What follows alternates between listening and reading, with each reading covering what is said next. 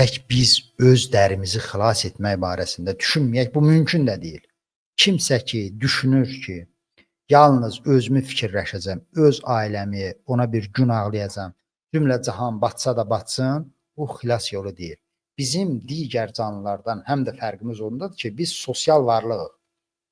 Biz cəmiyyətə möhtacıq. Əgər biz yaxşı olacaqsa, varlı olacaqsa, imkanlı olacaqsa, sağlam olacaqsa və mənim qonum, qonşum, qohumum, əqrəbəm aclıq içində, səfalət içində, xəstəlik içində batacaqsa, mənim yolum, polisim, məhkəməm, səhiyyə sistemim, məktəbim bərbad gündə olacaqsa, onda o həyatdan sən nə ləzzət ala bilərsən? Bizim axı xoşbəxtliyimiz təkcə bu dörd divarın içərisi ilə məhdudlaşmır.